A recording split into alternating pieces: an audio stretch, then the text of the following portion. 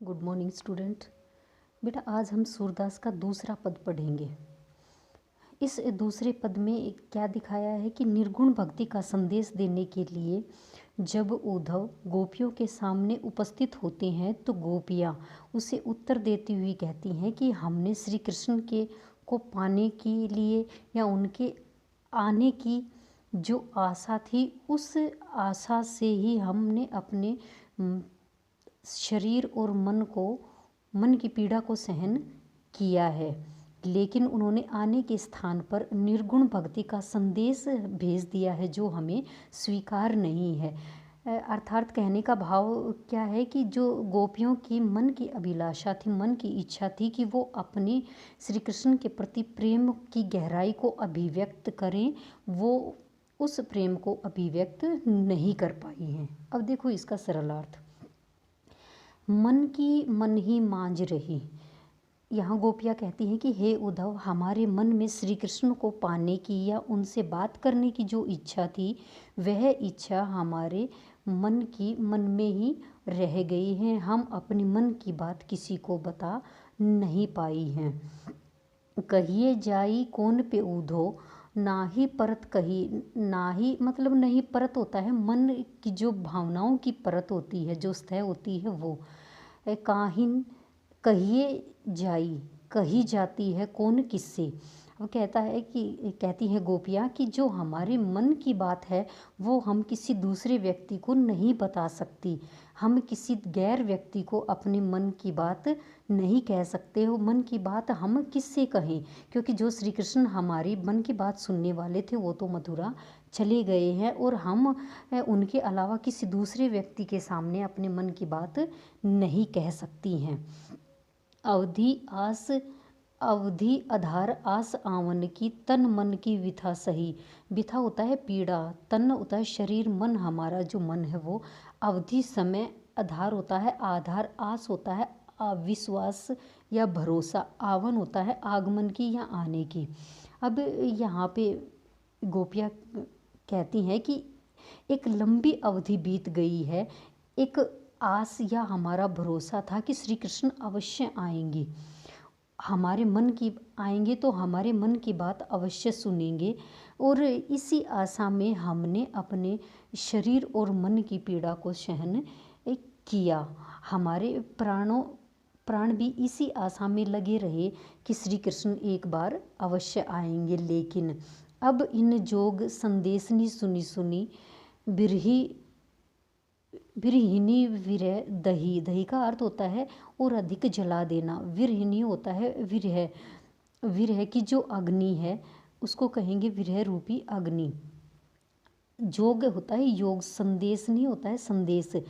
और श्री कृष्ण अब इसके माध्यम से क्या कहती हैं कि योग का संदेश जो उद्धव गोपियों के लिए लेकर आए हैं, क्या कि तुम सगुण भक्ति को छोड़कर निर्गुण भक्ति के संदेश की तरफ ध्यान लगाओ, ईश्वर उस निर्गुण ईश्वर की भक्ति करो। इस निर्गुण भक्ति के संदेश को सुनकर हम और अधिक पीड़ित होती जा रहे हैं। यह योग का संदेश है, यह हमारी विरह रूपी अग्नि को और अधिक बढ़ा रहा है, हमें शीतलता प्रदान नहीं कर रहा है, क्योंकि हमारे मन को जो शीतलता प्रदान करने वाले हैं वो श्री कृष्ण है। सगुण भक्ति है वो यहाँ पे आए नहीं हैं और उन्होंने इस योग के संदेश हमारे लिए भेजा है। यह हमें शांति देने की बजाय हमारी जो विरह की अग्नि है उसको और अधिक बढ़ा रही हैं।